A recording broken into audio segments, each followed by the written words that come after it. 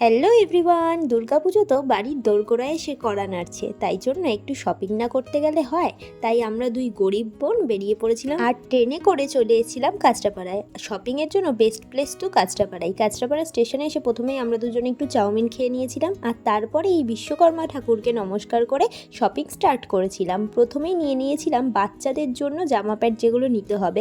তার মধ্যে ছিল আমার দিদির মেয়ের একটা মিষ্টি জামা, সেটাও কিনে নিয়েছিলাম। তারপর দুই বোন ঘুরে ঘুরে বেড়াচ্ছিলাম, কিন্তু দুই গরিব তাই কিছু কিনতে পারিনি।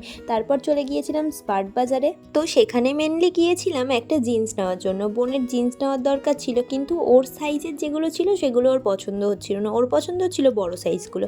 এই ভেবেই মনের দুঃখে আমরা বাড়ির দিকে রওনা হলাম। আর এই দেখো, বড় দিদি হওয়ার কত দুঃখ।